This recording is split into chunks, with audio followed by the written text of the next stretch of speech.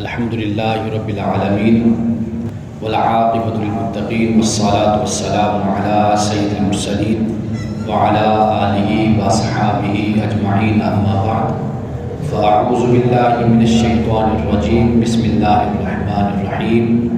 حاضرین محترم، خالق اور مخلوق میں تعلق ابدیت کا ہے۔ اللہ سبحانہ و تعالیٰ نے اس کائنات کو اور انسان کو اور ہر ذی روح کو پیدا کیا، اور خاص طور پر انسان کو تمام مخلوقات سے برتر مقام عطا کیا ہے۔ احسن الخالقین جسے قرآن پاک نے کہا، تو اللہ کا اور انسان کا تعلق آپس میں وہ تعلق بندگی کا تعلق ہے، ابدیت کا تعلق ہے، یعنی سر افگندگی جسے ہم کہتے ہیں، فندگی، کہ اللہ کی بارگاہ میں کلی طور پر جھک جانا۔ اس لیے اسلام کو اسلام کہا جاتا ہے، کیونکہ اس کا مطلب ہی جھک جانا ہے، سر تسلیم خم کرنا ہے، اطاعت کرنا ہے، یہ اسلام ہے۔ اور ایک مسلمان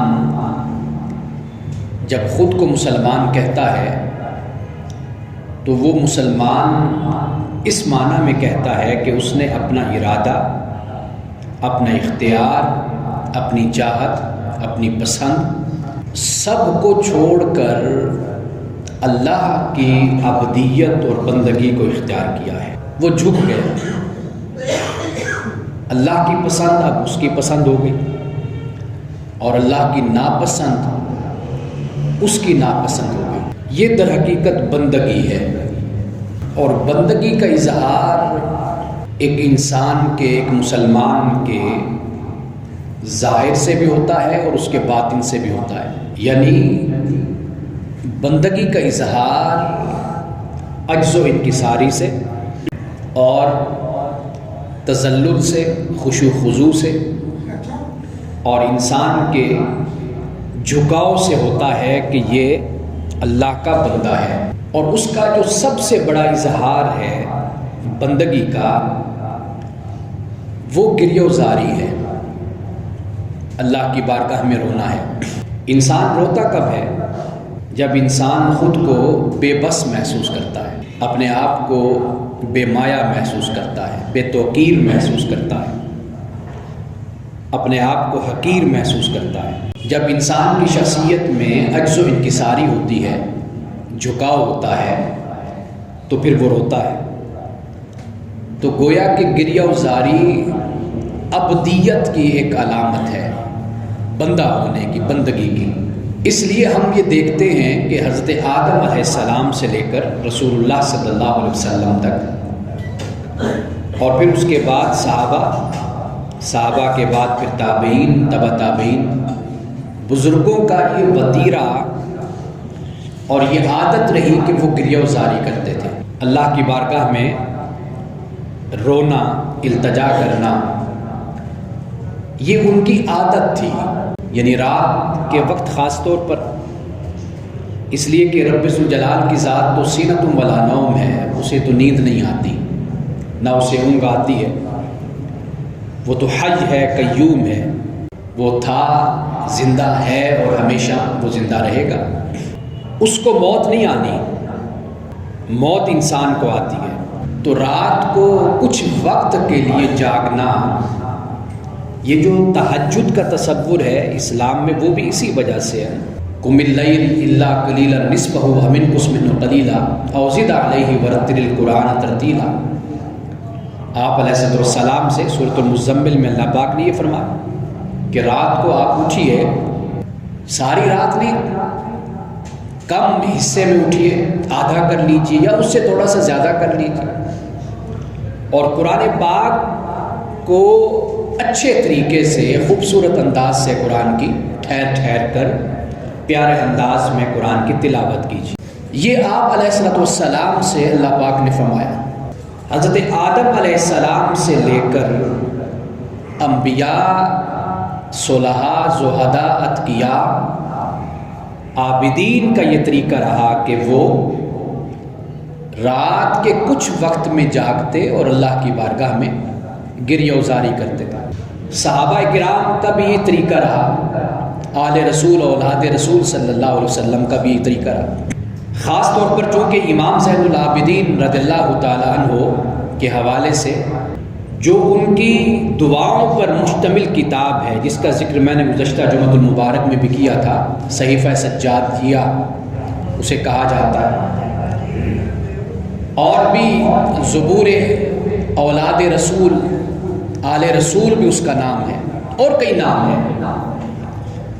اب ان میں اس کتاب میں حضرت امام زین العابدین کی دعائیں، التجائیں، گریہ وزاری ان میں منقول ہے۔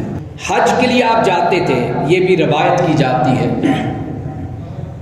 کہ جب آپ تیار ہو گئے اور تیار ہو کر آپ نے احرام باندھ لیا، اس کے بعد منہ سے الفاظ لبیک کے نہیں نکل رہے تھے، خوف کی وجہ سے، ڈر کی وجہ سے، کیونکہ لبیک کا مطلب ہوتا ہے میں حاضر ہوں۔ تو کسی نے آپ سے کہا کہ لبیک آپ نہیں کہتے، حرم احرام کے بعد تو لبیک کہنا ہوتا ہے۔ تو آپ نے فرمایا کہ مجھے اس بات کا خوف آتا ہے کہ میں لبیک کہوں اور ادھر سے آواز آئے کہ ہمیں تمہاری حاضری منظور نہیں ہے، قبول نہیں۔ یہ روایت میں نقل کی جاتی ہے بات، کئی اور بزرگوں کے حوالے سے بھی بیان کیا جاتا ہے، لیکن یہ کیفیت ہے، یہ ایک مومن کی حالت ہے کہ وہ حالت گریہ میں رہتا ہے، حالت عجز و انکساری میں رہتا ہے، حالت تضرع میں رہتا ہے۔ الذین هم فی صلاتہم خاشعون، قرآن پاک اس کو بیان کرتا ہے کہ وہ مومن فلاح پا جاتے ہیں جو اپنی نماز میں خشوع کو اختیار کرتے ہیں۔ تو اس لیے بزرگوں کا یہ طریقہ رہا ہے۔ آج یہ طریقہ ہمارے ہاں متروک ہے، کیونکہ اب لائف سٹائل بدل گیا نا۔ رات کو جاگنے کا تصور اس حد تک ہے کہ 12-1 بجے تک جاگ گئے اور پھر اس کے بعد سو گئے، پھر صبح کی نماز بھی رہ گئی۔ اب تو یہ وتیرہ اور عادت بن گئی نا۔ لیکن بزرگوں کا طریقہ یہ تھا کہ عشاء کے بعد وہ سوتے، آدھی رات کو اٹھتے، تہجد ادا کرتے، اللہ کی بارگاہ میں عبادت کرتے، پھر کچھ وقت کے لیے سوتے، پھر فجر کی نماز کے لیے اٹھ کھڑے ہوتے۔ احادیث رسول صلی اللہ علیہ وسلم سے بھی ہمیں یہی طریقہ منقول ملتا ہے کہ آپ کا بھی یہی طریقہ تھا۔ آج کی نسل کو اگر یہ باتیں بتائی جاتی ہیں، ان کے لیے یہ باتیں بڑی عجیب باتیں محسوس ان کو ہوتی ہیں، یہ کیسے ہو سکتا ہے؟ حضرت امام اوزاعی رحمۃ اللہ تعالیٰ علیہ کے بارے میں پڑھ رہا تھا، ایک کتاب ہے سیر اعلام النبلاء، اس کتاب میں بڑی شخصیات، ائمہ، بڑے بزرگوں کا ذکر ہے، اس میں صحابہ کا، پھر اس کے بعد نبلاء کا مطلب جو بڑے نامور جو لوگ تھے، بڑے کردار کے مالک جو لوگ تھے۔ امام اوزاعی کے بارے میں کہتے ہیں کہ ان کے گھر میں ایک خاتون آئی اور مصلی بچھا ہوا تھا، تو وہ یا کوئی چادر بچھی ہوئی تھی تو وہ اس پر آ کر بیٹھی، تو اس کو نمی سی محسوس ہوئی، وہ جگہ گیلی محسوس ہوئی۔ اس نے امام اوزاعی کی اہلیہ سے کہا کہ کیا ایسا لگتا ہے یہاں پر کسی بچے نے پیشاب کر دیا، یہ جگہ گیلی ہے؟ امام اوزاعی کی اہلیہ نے کہا نہیں، یہاں پر کسی بچے کے پیشاب کی وجہ سے یہ گیلی نہیں، یہ جگہ امام اوزاعی کی رات کی عبادت میں رونے کی وجہ سے گیلی ہوئی ہے۔ رات عبادت میں، سجدے میں جو وقت گزرا ان کا، اور جو ان کی آنکھوں سے آنسو گرے، ٹپکے، یہ اس کی وجہ سے یہ زمین گیلی ہوئی ہے۔ یہ عالم تھا۔ امام اعظم ابو حنیفہ رحمۃ اللہ تعالیٰ علیہ کے رات کے گریہ کی عادت تھی۔ راوی بیان کرتے ہیں بڑے خوبصورت انسان تھے امام اعظم ابو حنیفہ، خوبصورت انسان تھے، لباس بڑا اچھا پہنتے تھے، شخصیت میں بڑا نکھار تھا، وضاقتہ تھی، وقار تھا، ایک تہذیب تھی، شائستگی تھی شخصیت میں۔ کاش امام ابو حنیفہ کے مقلدین کو بھی یہ شائستگی اور یہ تہذیب نصیب ہو، یہ آداب نصیب ہو۔ بڑی تعریف، کبھی حضرت امام اعظم ابو حنیفہ پہ بات کریں گے، ان کی شخصیت پر۔ بہت سے موضوعات ہیں جن پہ جی چاہتا ہے کہ انسان بات کرے، لیکن ایسا لگتا ہے کہ کچھ بھی بیان نہیں ہو پاتا انسان سے، وقت اتنا تیزی سے گزرتا ہے۔ حضرت امام اعظم ابو حنیفہ کوفہ کی جامع مسجد میں آپ رات کو عبادت کرتے آتے۔ اب وہ جو بیان کرنے والا ہے وہ مسجد کا خادم ہے۔ اب تو طریقہ مختلف ہو گیا نا، جیسے وقت بدلتا چلا گیا۔ پہلے یہ ہوتا تھا کہ آخری شخص چراغ کو بجھا دیا کرتا تھا، اور پھر اس کے بعد وہ مسجد کو بند کر کے تالا لگا کر چلا جاتا تھا۔ حضرت امام اعظم ابو حنیفہ وہ خادم کہتا ہے کہ میں مسجد میں آیا، اور مسجد میں آ کر میں آخری شخص تھا، میں نکلنے لگا تو امام اعظم ابو حنیفہ مسجد میں آ گئے۔ تو انہوں نے فرمایا کہ تم چلے جاؤ، اور میں چراغ کو بجھا کر عبادت کر کے میں پھر چلا جاؤں گا۔ کہتے میں صبح کے وقت پھر آیا، تہجد کے وقت۔ جب میں اس وقت آیا تو کیا دیکھتا ہوں کہ چراغ جل رہا ہے، اور امام اعظم ابو حنیفہ پر گریہ کی حالت آ رہی ہے، رونے کی حالت آ رہی ہے، اور امام اعظم ابو حنیفہ نے اپنی داڑھی اپنے ہاتھ میں پکڑی ہوئی ہے، اور کھینچ کر عرض کرتے ہیں کہ مولا یہ مجرم تیری بارگاہ میں حاضر ہے، تیری عدالت میں حاضر ہے، اگر تو اس کو بخش دے، معاف کر دے، تو تیری رحمت کا مقابلہ تو سمندر بھی نہیں کر سکتے، لیکن اگر تو اس کے احتساب اور اس کی پکڑ پر آئے تو ابو حنیفہ کے اتنے گناہ ہیں کہ تو ان کی پکڑ بھی کر سکتا ہے۔ فَمَن يَعْمَلْ مِثْقَالَ ذَرَّةٍ خَيْرًا يَرَهُ وَمَن يَعْمَلْ مِثْقَالَ ذَرَّةٍ شَرًّا يَرَهُ۔ خادم کہتا ہے کہ قرآن پاک کی اس آیت کی تلاوت کرتے اور پھر روتے ہیں کہ جس نے ذرہ برابر بھی نیکی کی تو وہ اس نیکی کو دیکھ لے گا، اور جس نے ذرہ برابر شر کیا، برائی کی، وہ اس کو بھی دیکھ لے گا۔ یہ امام اعظم ابو حنیفہ ہے۔ تو گویا بزرگوں کا یہ طریقہ رہا۔ یہ طریقہ کہاں سے لیا؟ سیدنا فاروق اعظم رضی اللہ تعالیٰ عنہ اس بات کو بیان کرتے ہیں۔ آپ فرماتے ہیں کہ میں رسول اللہ صلی اللہ علیہ وسلم کے ساتھ تھا، آپ طواف سے فارغ ہوئے تو حجر اسود کے پاس آپ تشریف لائے، اور حجر اسود پہ آپ نے اپنے چہرے انور کو رکھ دیا، اور آپ مسلسل روتے رہے، چشمان مبارک سے آنسو نکلتے رہے۔ ازواج مطہرات بیان کرتی جب رسول اللہ سجدے میں جا کر تہجد کی نماز میں روتے تھے تو آپ کے سینہ اطہر سے ایسے آواز آتی تھی جیسے ہنڈیا ابلتی ہے، ایسی آواز آتی تھی۔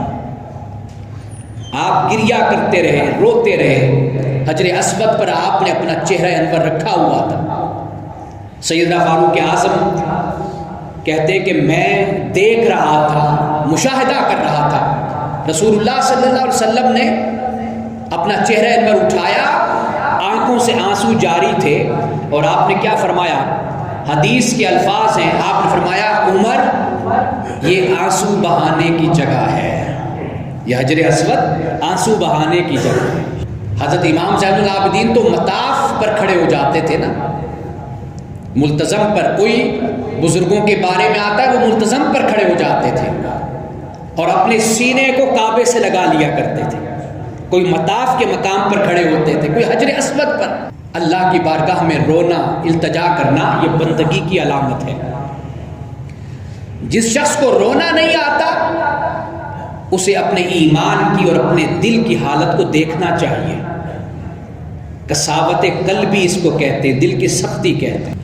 یہ رونا بھی اللہ سبحانہ و تعالیٰ کی بڑی نعمت ہے۔ یہ بھی وہ جو خوبصورت شعر ہے نا اقبال کا کہ مقام بندگی متاع بے بہا ہے، آرزو درد و سوز آرزو مندی، متاع بے بہا ہے، کہ یہ بہت بڑی دولت ہے۔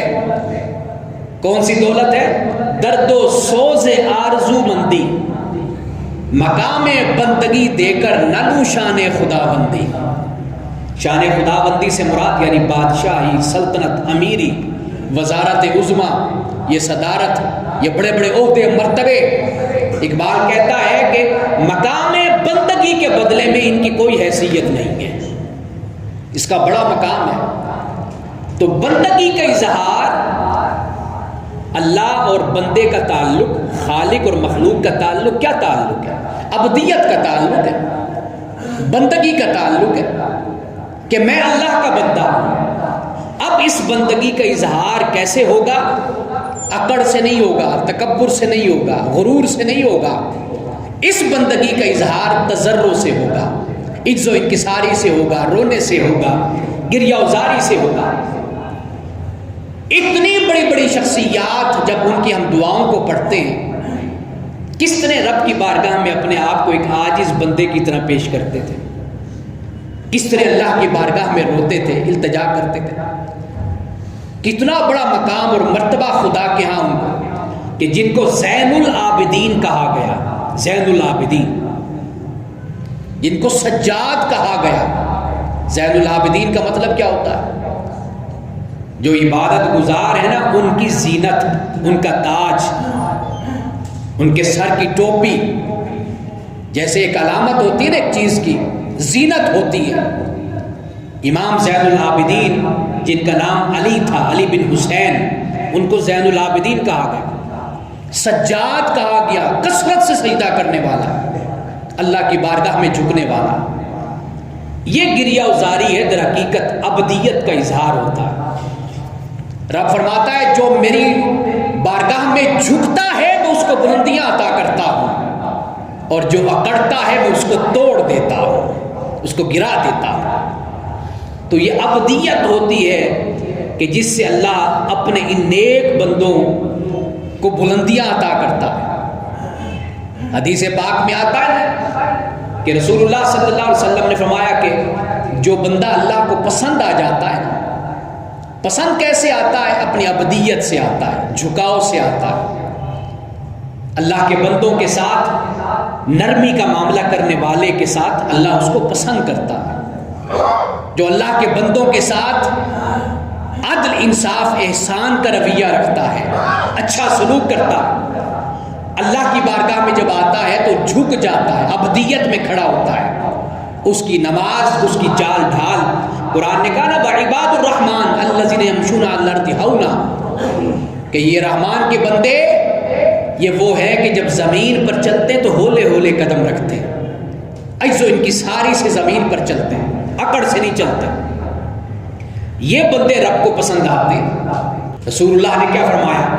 آپ نے فرمایا اللہ کو جو بندہ پسند آ جائے نا، خدا پھر جبریل سے اس کا ذکر کرتا ہے، اور جبریل سے فرماتا ہے جبریل اب میرے اس بندے کا ذکر عالم بالا میں کر دو، فرشتوں کی زبان پر میرے اس بندے کی تعریف اور ذکر ہونا چاہیے۔ اور پھر جبریل سے کہتا ہے جبریل فرشتوں سے کہہ دو جا کر زمین پر اتر کر میری ساری مخلوق میں اس بندے کے ذکر کے ڈنکے بجا دے، ساری مخلوق میں ذکر ہو، بندوں کے دلوں میں ڈال دو اس بندے کی محبت کو، اس کے تعلق کو، اس لیے کہ اس بندے نے عبدیت کا حق ادا کیا ہے، عبدیت کا حق ادا کیا۔ اور یہی معاملہ اسی کے ساتھ ہوتا ہے جو تکبر اختیار کرتا ہے۔ تو دوستو اس بات کو سمجھنے کی کوشش کیجئے، اللہ سے میرا آپ کا تعلق عبدیت کا تعلق ہے، عبدیت کا تعلق ہے، بندگی کا تعلق ہے۔ اور اس بندگی کے تعلق کا اظہار کس بات سے ہوتا ہے؟ گریہ وزاری سے ہوتا ہے، رونے سے ہوتا ہے، تضرع سے ہوتا ہے، تذلل سے ہوتا ہے، عجز و انکساری سے ہوتا ہے، خشوع خضوع سے ہوتا ہے۔ امام ابن الجوزی رحمۃ اللہ تعالی علیہ بہت بڑے عالم گزرے، اور کہا جاتا ہے کہ بہت بڑے خطیب تھے، عالم بھی تھے، خطیب بھی تھے۔ ایسے عالم نہیں، ایسے خطیب نہیں تھے جو عالم نہ ہو۔ ایسے لوگوں کو تو اس وقت پہ ممبر پر نہیں بیٹھنے دیا جاتا تھا جس کے پاس علم نہیں ہوتا تھا۔ جو ترقی کر کر کے خطیب بن جاتے ہیں ان کو اس وقت ممبر پہ نہیں بٹھایا جاتا تھا، علم والوں کو ممبر دیا جاتا تھا۔ امام ابن الجوزی کے ہاتھ پر اس وقت میں 20,000 غیر مسلموں نے اسلام قبول کیا تھا۔ 1,00,000 سے زائد فاسق و فاجر لوگوں نے گناہوں سے توبہ کی تھی، 2,000 کتابوں کے مصنف تھے، لیکن عجز و انکساری اور عبدیت کا عالم دیکھیے، اپنے شاگردوں سے کیا کہا کرتے تھے؟ سنیے ذرا یہ الفاظ، دل کانپ اٹھتے ہیں کہ اتنے بڑے لوگ اور عجز و انکساری اور عبدیت کا عالم کیا تھا۔ اتنے بڑے لوگ اپنے شاگردوں سے کہا کرتے تھے کہ جب تم جنت میں جاؤ نا اور مجھے پھر وہاں پر تم نہ پاؤ، جب تم جنت میں جاؤ اور تم مجھے وہاں پر نہ پاؤ تو رب سے یہ ضرور عرض کرنا کہ اے ہمارے مولا، اے ہمارے رب، تیرا وہ بندہ جو ہمیں تیری یاد دلاتا تھا تیری جنت میں نظر نہیں آ رہا ہے، وہ تیری جنت میں کہاں گیا؟ ہم تو اس کی وجہ سے جنت میں پہنچے، وہ واعظ کرتا تھا، نصیحت کرتا تھا، ہمیں قرآن پڑھاتا تھا، حدیث پڑھاتا تھا، ہمیں تعلیم دیا کرتا تھا، آداب سکھاتا تھا، تیرا دین ہمیں بتاتا تھا، ہم جس سے سیکھ کر جنت کے حقدار بنے، مولا وہ تیرا بندہ تیری جنت میں نظر نہیں آتا۔ اور پھر امام ابن الجوزی یہ کہہ کر اپنے شاگردوں کے سامنے زاروں قطار رونا شروع کر دیتے ہیں، گریہ وزاری کرتے ہیں۔ یعنی اندازہ کیجئے سیدنا فاروق اعظم رضی اللہ تعالیٰ عنہ روتے اور عرض کرتے اور فرماتے کہ اگر کل قیامت کے دن یہ اعلان ہو جائے کہ ایک شخص کو جنت میں داخلہ نصیب نہیں ہوا، باقی ساری مخلوق جنت میں چلی گئی، سیدنا فاروق اعظم رو کر کہتے مجھے اس وقت ڈر یہ ہوگا کہ کہیں وہ جنت میں نہ جانے والا میں تو نہیں۔ یہ خوف کا عالم تھا، یہ تضرع تھا، گریہ وزاری تھی۔ اور یہ بھی فرماتے ہیں اگر قیامت کے دن رب کی طرف سے یہ اعلان ہو کہ ایک جنت میں ایک شخص جانے والا ہے، باقی کوئی نہیں جا رہا، فاروق اعظم فرماتے مجھے اپنے رب سے یہ امید ہے کہ وہ جانے والا میں ہی ہوں گا۔ یہ رب کی رحمت سے امید ہے۔ یہ بزرگوں کا طریقہ رہا کہ ہمیشہ رب کی بارگاہ میں گریہ وزاری کا ہی طریقہ اختیار کیا۔ حضرت ابراہیم بن عبداللہ کے بارے میں آتا ہے جب آپ کا وقت وصال آیا، آپ نے کہا کہ جب رونے لگے تو کسی نے پوچھا کہ آپ وقت وفات رو کیوں رہے، آپ کو کس چیز نے رلایا؟ آپ نے فرمایا کہ زاد راہ قلیل ہے لیکن سفر طویل ہے، جو میرے پاس اعمال کی پونجی ہے نا یہ تو تھوڑی سی ہے لیکن سفر بڑا طویل ہے۔ فرمایا کہ ایسی گھاٹی پر میں چڑھ رہا ہوں، ایسی گھاٹی پر میں چڑھ رہا ہوں، مجھے نہیں معلوم کہ میں جب اس گھاٹی سے اتروں گا تو جنت میں جاؤں گا یا جہنم میں جاؤں گا، میں نہیں جانتا اس بات کو۔ یہ حضرت ابراہیم بن عبداللہ کی بات ہے۔ یہ بزرگوں کا طریقہ رہا۔ حضرت امام زین العابدین کا ایک خطبہ ہے، خطبہ یعنی دعا ہے آپ کی، یہ کتاب ہے جس کا میں نے ذکر کیا کہ صحیفہ سجادیہ جس کو کہا جاتا ہے۔ حضرت امام زین العابدین کی دعا سنیے، الفاظ دیکھیے، عربی نہیں میں ترجمہ پڑھوں گا، عربی کی تاثیر کیا ہے وہ ترجمے سے آپ کو معلوم ہوگی۔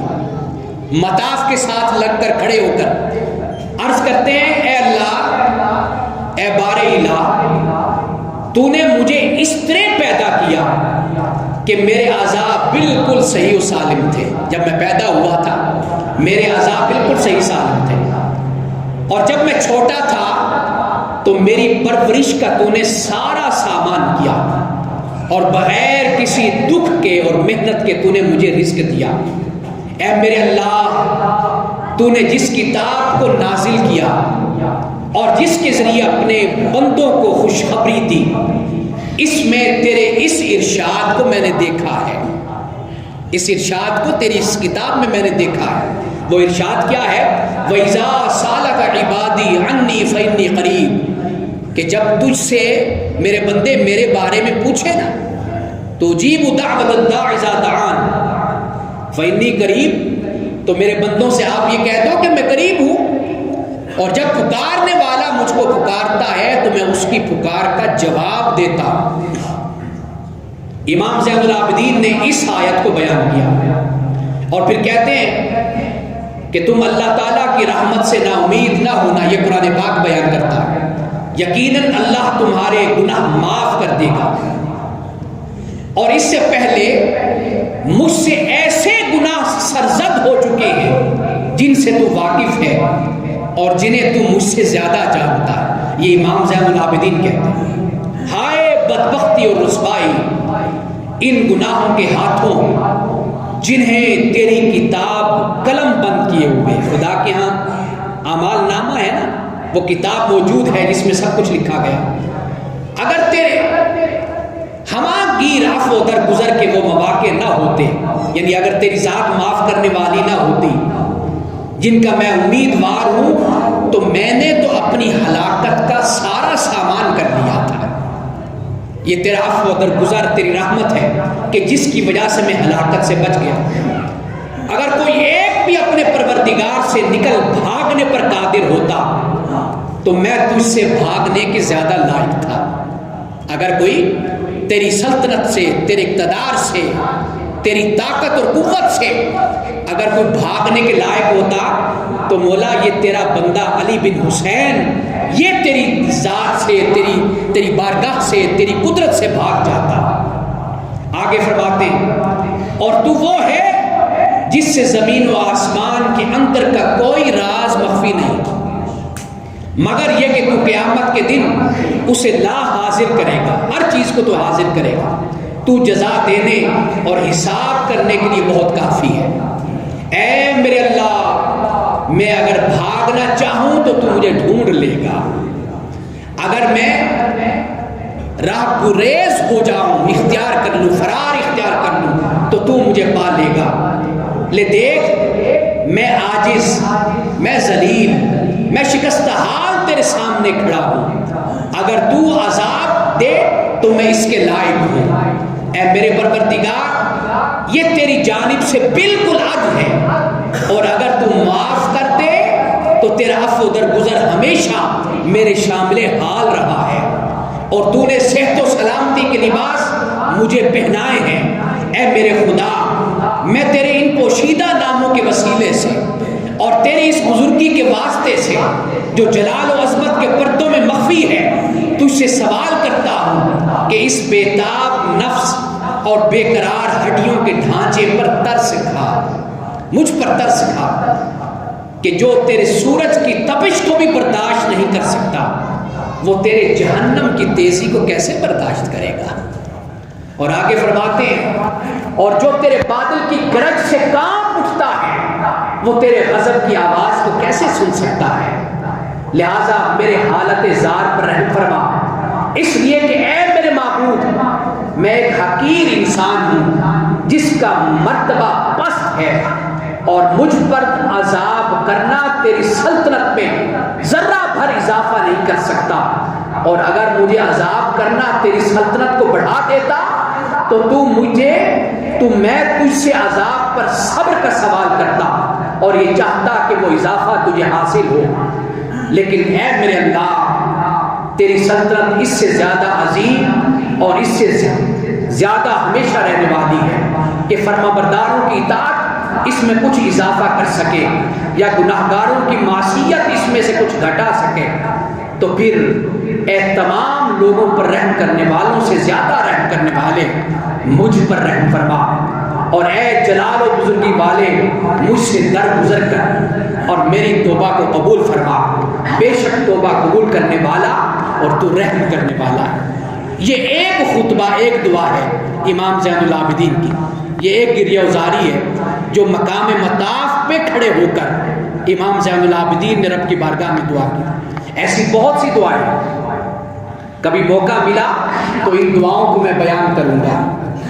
تو یہ بزرگوں کا طریقہ، صلحاء کا، عابدین کا یہ طریقہ رہا کہ گریہ وزاری، دعا، اللہ کی بارگاہ میں خشوع خضوع، رونا، چلانا، اپنے گناہوں پر پشیمانی کا اظہار کرنا، یہ بزرگوں کا طریقہ رہا ہے۔ آج ہمیں بھی چاہیے کہ ہم بھی اپنی عبدیت کا اظہار اللہ کی بارگاہ میں اسی تضرع خشوع خضوع اور اسی انکساری سے کریں۔ اللہ پاک ہمارے حال پر رحم فرمائے۔